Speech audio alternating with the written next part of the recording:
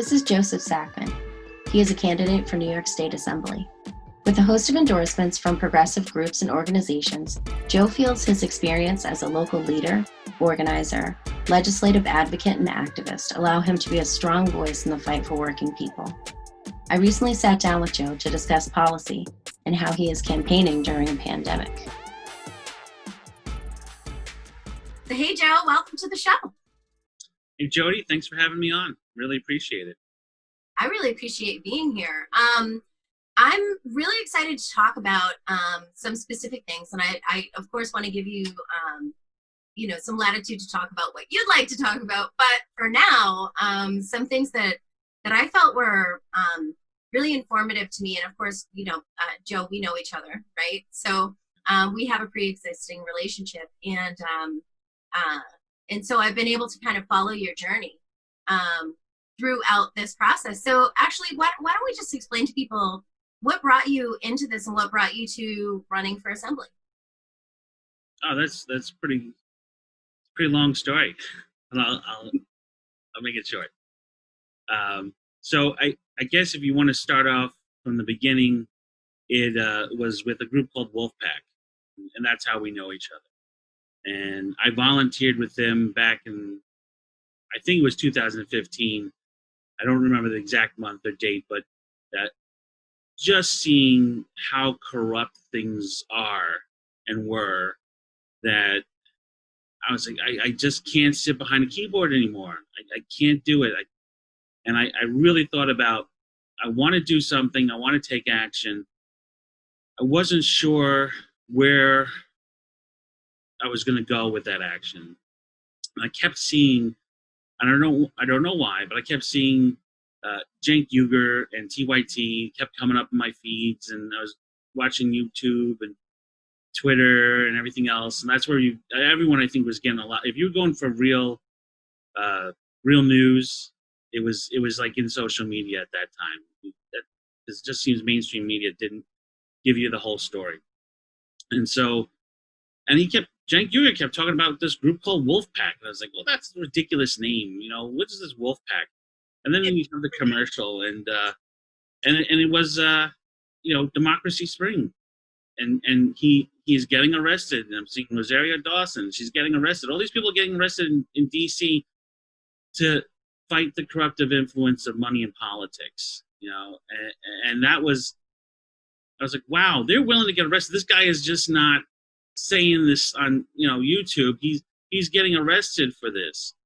So I looked more into it, went to the website, and at that moment I was like, I think this is the plan. They had an idea that we could fix our democracy by amending the Constitution. And I was like, this sounds good. And I read, all right, how we're going to amend it, how we're going to do that. And they went through the whole process. You can do it through Congress, but we know Congress has no interest in cutting the purse strings. So let's go through the states. And we have the power to do that through a convention in Article 5 of the Constitution. And, you and I know that like the back of our hand now. And I don't want to go into too many details, but it is a power that the people have. We can call a convention. We can call that convention specifically for campaign finance reform. And I said, this sounds like the way to go. This is logical. There's a plan. Let's do this. And I found a little inspiration to really get off my butt and do this when I thought about my grandmother. My grandmother's Janet Sackman. She was a Lucky Strike model, and she got cancer in the 80s. And years after she was a model, she lost her voice box and she lost her lungs, part of a lung.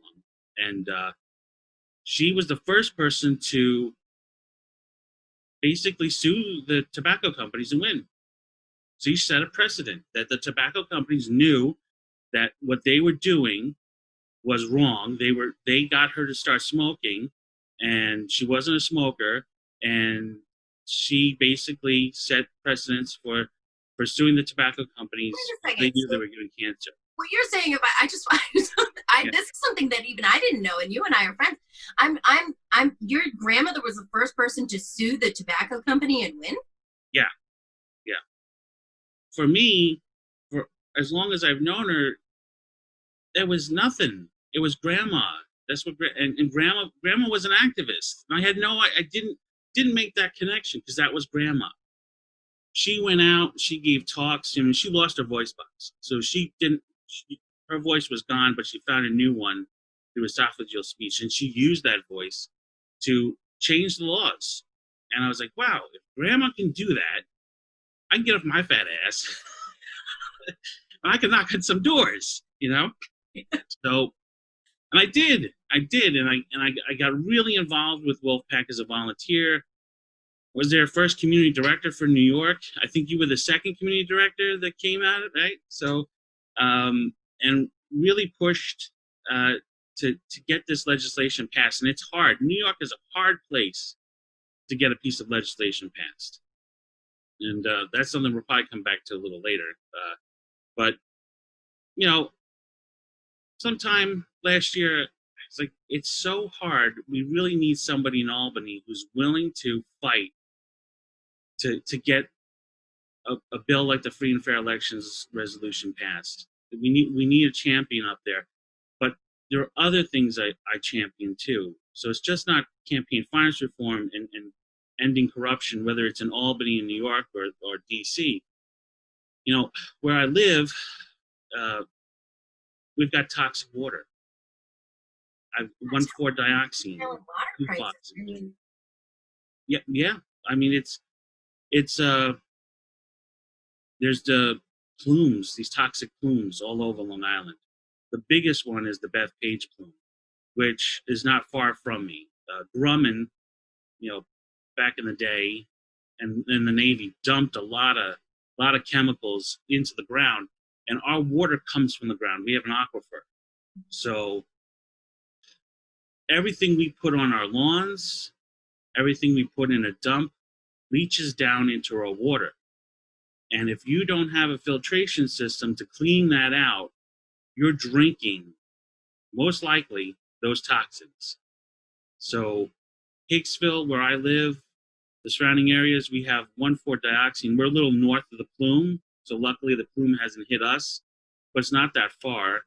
We have other plumes in the area where you'll find, you know, a whole range of chemicals. I can give you a list. It's ridiculous. But the stuff that we talk about in the plume is the stuff that Erin Brockovich, you know, she found in the water. So she's even made interest in this. So 40 years of this toxic plume, which now, you know, plume sounds nice, yeah, right? Oh, what's a plume, right? It's a toxic lake. It's a toxic lake, all right? It is 2 miles wide, 4 miles long, and 900 feet deep.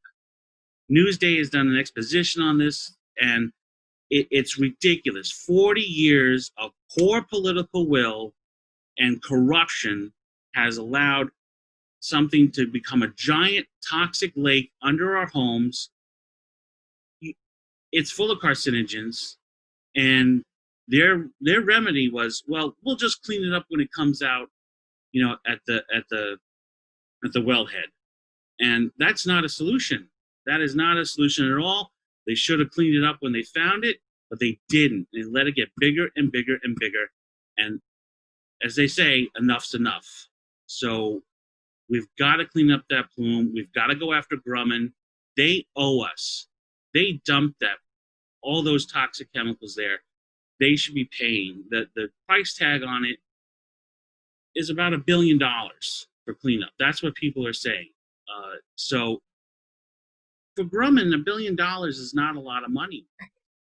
It really isn't. And they should pay. At least that's my opinion. I think the opinion of other people. And they should also pay for the people who've gotten sick. There are a lot of families that have gotten cancer.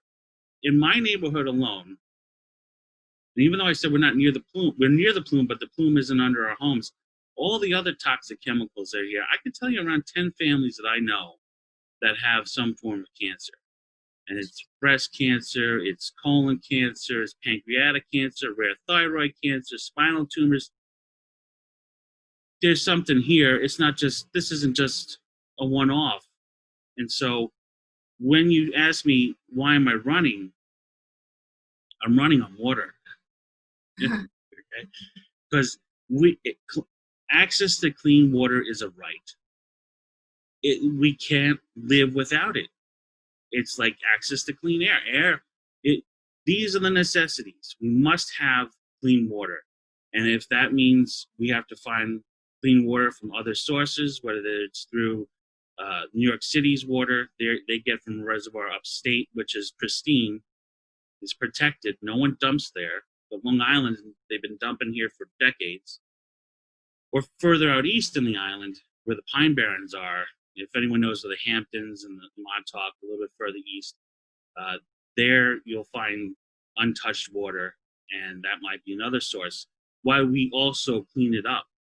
We can't just, let's get clean water, not worry about it.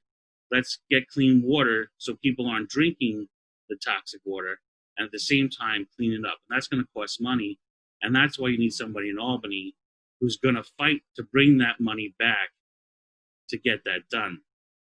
So there's that. There's affordable housing. Long Island is a very expensive place to live.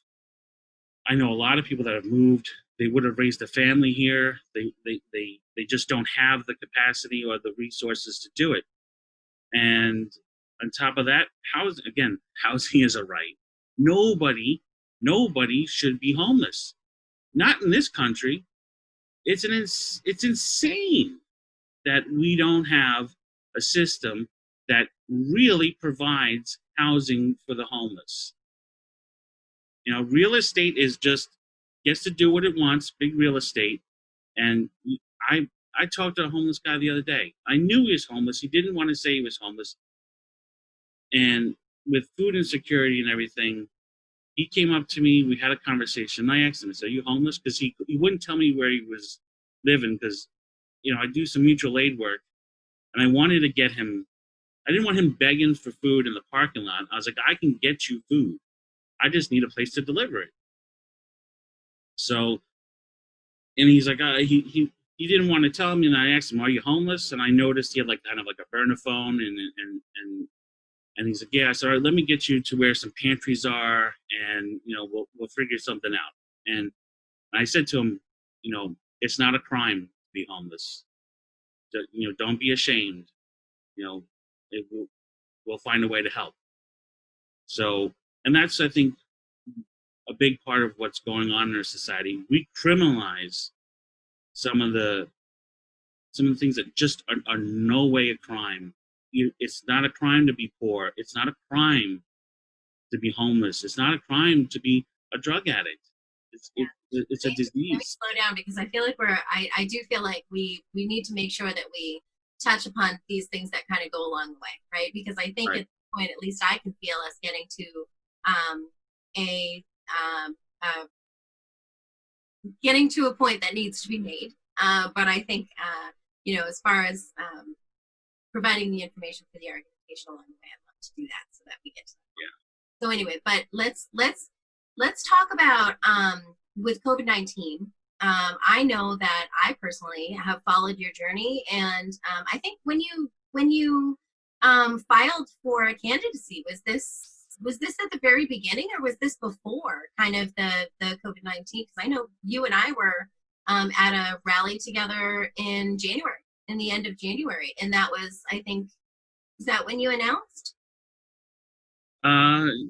So officially announced, January, February. I mean, I filed in earlier the previous year in November, December. So you'd file the paper. This is the funny thing. If you want to run, you've got to file with the campaign finance. Money's first. Okay? And then petitioning after. So, because you got to. As COVID-19 became a thing, I mean, that kind of became a way for it. Now, did you have all the petitions in the beginning before, before essentially lockdowns? I know we shouldn't necessarily call them not lockdowns. They're not really, completely lockdowns. But before kind of all that went into place, and New York was really strongly hit? So in March 17th, that weekend, Cuomo had basically said, this is when things were, shutting down. So he had petitioning would have continued as normal until finally enough people were saying, "This is insane. We're knocking on doors. This pandemic is getting out of hand. New York was the epicenter, and everyone was afraid. We didn't know how it was spreading, and you've got, if someone's walking up to your door, you don't want to get them sick, and you don't want to get sick. And if you walk up to them in the train station and say, "Hey, can you sign my petition?" A lot of people were just like, "This is not a good idea," and they started to suspend their campaigns, and then not suspend their campaigns, but suspend their petitioning. So, and they were asking, "Please, just suspend it for now." And he did. He lowered the number, and I had more than enough signatures to get on the ballot. I would have been safe either way, but he made that decision, and it was a good decision because things were only getting worse, and we needed to stop that because how many volunteers? You could look at the Bernie campaign. I know people in the Bernie campaign, and they were petitioning to get him on the ballot. He was even like, we can't keep doing this. And so it was a good decision, and it was at that point, okay, I'm there, I'm on, everything is official. No one challenged my signatures. I didn't challenge anybody's signatures. That's a big thing in New York, challenge people's signatures. Yeah, sometimes it's legit. I saw some signatures that were forged, in one campaign, and I was like, I can't believe that passed. I'm not going to go down that rabbit hole, but so now, as far as, of course, that's a really interesting time to be starting out your campaign. Let's be real. To be at that point where this is where you're starting to reach out to people, and honestly, I feel like for you, knowing you personally, that this would have been a gradual, not a gradual. This would have been exactly how you would have turned anyway. But I think as far as outreach at that time, a lot of people couldn't reach out. A lot of campaigns couldn't reach out in a lot of ways, to connect people other than on phone, on the phone or virtually and things like that. And one of the things I think that that really, I would hope, made a name for you is doing mutual aid. And I get to toot your horn because I know you would have done it anyway, right? But I get to say that as someone who is looking from the outside, that I think that was a good way to connect with people in your community. And so, can you tell us a little bit about your mutual aid efforts and kind of the different ways that manifested, the different needs that were met? Yeah. So that's a good question because I don't remember the defining moment of when it became about getting food to people and PPE to people. So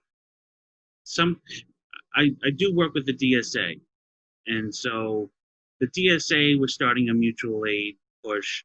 Several campaigns were already doing that, and you saw it in social media. And I said, I'm an essential worker. I work in veterinary medicine, so I had to be out there anyway. And I can tell you initially, I was like, I don't know what's happening. It's just scary stuff. But I was like, I'm gonna be out there. I'm gonna do something. And I went and I started helping out with the DSA, and we were collecting food. I was buying food, and we were distributing it to families. And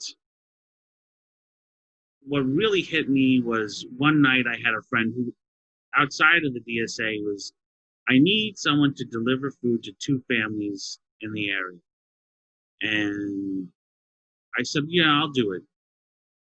It's not a big deal. Tell me what to get and where to go, and it's done. And I went and I did it. 9:00 at night, I'm knocking on these. I'm not on their door, on their window. They didn't want to open the front door. I don't blame them. So I get to the house, and there's this mother, and see the kid, and I'm picking up food, and I'm shoving it up into the window, and I could tell, these people are undocumented. This was the big part of it. They're afraid to go to the pantries because pantries tend to ask for an ID. So I'm there, and I'm realizing that this family I'm helping is they're undocumented, and from other conversations I've had with food pantries is that they were collecting IDs previously, and everyone has this fear they're going to get picked up by ICE if you're undocumented. You're you're afraid to go out on top of COVID. So I'm looking at this woman, and I'm realizing I might never meet this woman again and her family, but they may not be here in a month. This could get so bad that they may not have the resources they need. They may lose their home because they're renting, and if you're if you're renting and you're undocumented, this could be held over your head. They could kick you out. You got no recourse, and no one was canceling the rent. So that it was a bad situation. And at that point, I said, you could keep campaigning. You could be trying to call people, or you could really do some more of this and help people. And I that's what I did. I just kept doing it. I kept collecting food. Um, there was a lot of great people. It wasn't just me. There was a lot of great people, and they're still doing. We're still working on it because food insecurity existed. People were starving before COVID. A lot of us just weren't paying attention. So now the reality is, here's COVID, and COVID comes in with this giant flashlight and says, look at all these horrible things that are happening that we don't pay attention to. And now you really need to, because people are going to die. People are going to lose their homes. Kids are starving. If you can stand by and let that happen, I don't know. That's something I can stand by. So, and it just became part of what I do. So, and I will keep doing it. I mean, it needs to be done until we fix the system, because even the food pantry system that's helpful couldn't keep up. They were closing. There was no resources. Literally no money. No money came in those first months. They were inundated. There were new families, people losing their jobs. No one could keep up. We were looking at this as the next Great Depression. And how many people would starve? How many people, and it's like the government was horrible at the response. And it just shows that this system doesn't work. It works for a few up there, the wealthy elite want to go that route, but for the rest of us, it doesn't work, and for various reasons. Yeah. Well, I think also another one of the things that it highlighted, really, shine that flashlight on, was racial inequality, which is something that has, come to a head. I don't need to tell anybody. Everyone, sure. Right? I think they should have known that before, but I think everyone is pretty aware of it. But this is another thing that I think, at least I've seen you really become more and more active on. So I'd like to give you a little bit of time to talk about how you feel that that's played out, how you feel like you've been able to listen to people, speak to people. What have you found in speaking with people in your community about the racial inequality and about essentially what's happening right now with police violence? I don't know what the state of that is in Long Island. You know what I mean? I know New York City. It was part of my platform prior that we needed to invest more into our communities. They don't get the money. Schools don't get the money they need. They were cutting funding for hospitals and healthcare. Health and human services really don't get what they need. I mean, there's just a host of issues that don't get addressed properly. And because of racist policy, it's just made worse, especially for people of color, and people of color have been suffering through this for, well, even after they were, we want to go down history's lane, we can, if you haven't watched the 13th, that documentary, watch it, okay? You've got slavery, but then they're not really free, because the 13th Amendment doesn't let you be free if you're a criminal. You can become a slave again in that sense.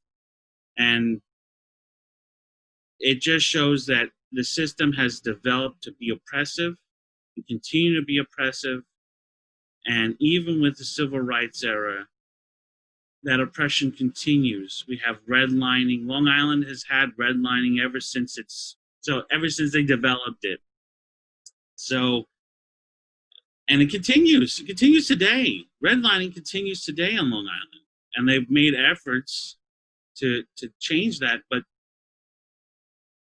I find it insane that I've had Wi-Fi for like 20 years.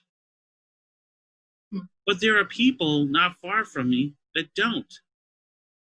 They can't afford it, or they don't have access to it. There are places I've heard in New York City, where Wi-Fi is not accessible because even makes sense. So many things are dependent on that. Even the government is dependent on that. I mean, to interact with your government, to get certain services, or to be made aware of things that are happening, you need to have internet access. That's amazing.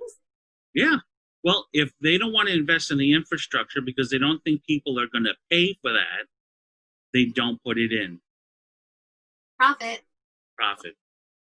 So, I mean, we know Todd in Texas is a guy we know. They wouldn't bring Wi-Fi to him. He brought Wi-Fi out to himself. He created his own internet company. And it's kind of crazy that someone would have to do that. It's crazy to anybody not to have it. We had COVID come in, schools shut down, and they're handing out tablets and Chromebooks to kids, but they can't use them. Oh my, yeah. If you don't have Wi-Fi, you can't use them. And then, well, the internet companies are like, well, we'll help out. You need a password, and if you're eligible, we'll get you the Wi-Fi. Well, what does eligible mean? So does that mean you'll become a customer after the fact? So, and what kind of, what does that put in the way? What other barriers are there, to being able to prove that? Yeah. I mean, at this point, as you said, it sort of becomes a necessity. Information is power. And if you're holding that information away from people, you're taking power from them. Power that the rest of us take for granted. And that was something that became very obvious. And that's another part of the society that we need to address. We need to address the investment of our communities, that everyone would have access, that every student should have access to Wi-Fi if they need it. And that goes into, well, where do we put our money right now? So if you were to look at Nassau County's budget, where I live, about $800 million plus goes to the police department. Hmm. And the budget that goes to other things, now the state provides a lot of money for education, etc., but a lot of property taxes also go towards education. And so it's a big equation, too much to go into right now, but the money that the county invests in social services and education and healthcare is a lot less than it invests in the police department. And the police on Long Island have been, not everyone's happy with what they've been doing. It's a divided, it's kind of divided with support. There are the Blue Lives Matter people who think the police are doing a tremendous job, and then there's everybody else. And there, you want to say bad apples, you want to say it's just a few, but I say it's a system. It's a system that creates violence, and really opportunity for people not to do their job correctly, because you can't be sending a police officer to deal with someone with mental health issues. Just recently, on Long Island, we had a young man whose father called the police to help him get him to the hospital.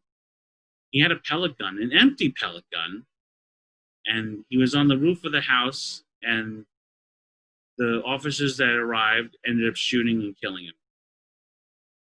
It says to me that they don't have, it's not a matter of training, because police officers aren't there to be social workers. They're not there to provide mental health services. You need someone who knows how to handle that. You need you don't need the police coming in and criminalizing the homeless. The homeless need help. They shouldn't have to deal with it. So the police are burdened with these responsibilities that they shouldn't be dealing with. They need to go to other services, and we need to be investing in that. We don't need cops in schools. I think it's crazy. I never had a cop in my school growing up. So we don't need that.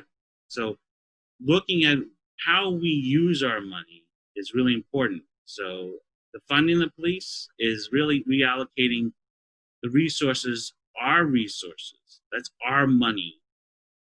Community pays taxes. It should be coming back in the community for that they need the most. Yeah, and I would say the police in schools is a very good example of that.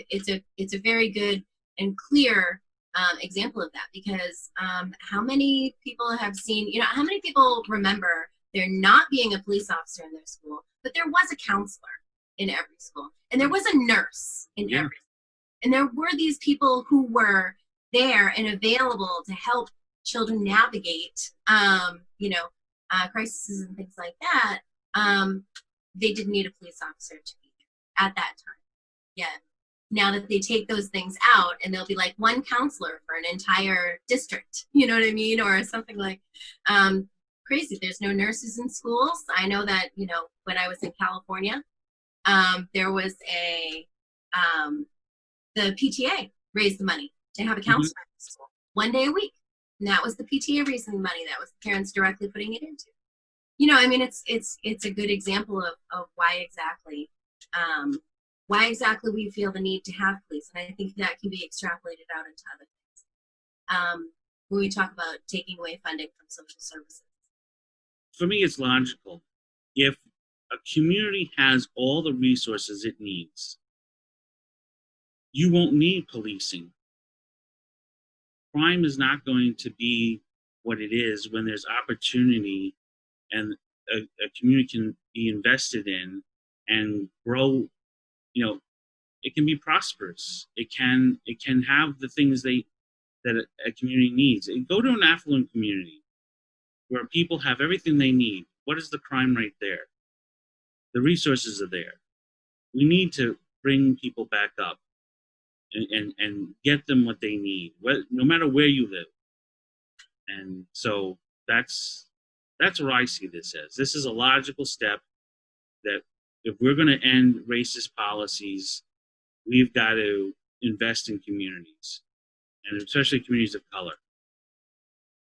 So I guess, we kind of need to wrap it up at this point, but I guess, to kind of bring it full circle, or what I'd like to hear, and I think our audience would like to hear. We've talked about a lot of different, about a lot of different issues and things that you're putting first. And I think, especially in different states, there are different kind of structures for how each state government is structured. Now, the assembly is a different thing. We don't have an assembly in New Hampshire, you know what I mean, and all that kind of stuff. So I guess my last question would be, how within the New York structure, how do you think that you could kind of start to bring these things about? And you could just pick one example, and kind of give us an illustration of that. A lot of bills go through Albany, right? So where do you start? I think where you start is finding common ground with the other legislators that are there to advocate for the changes that need to happen.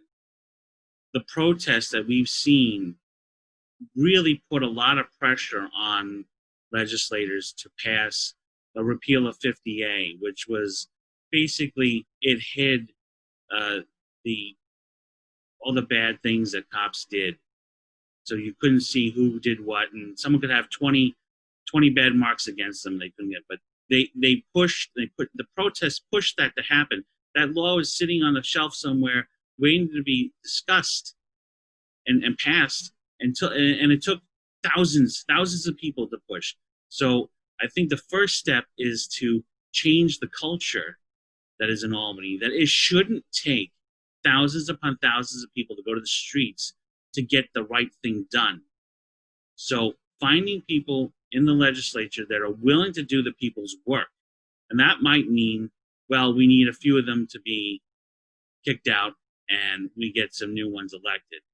So after that, then we'll do things that really need to happen, and that is looking at racist policies and trying to find where they're, how they are affecting our communities, and getting rid of them, and just looking for ways that we can find, equality within our society. One of them is healthcare.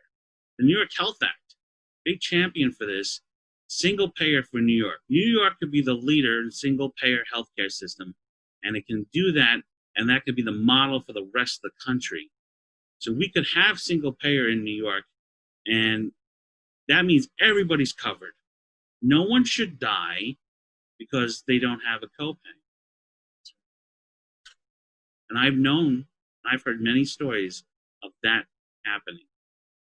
So, income inequality affects healthcare. Healthcare affects everybody.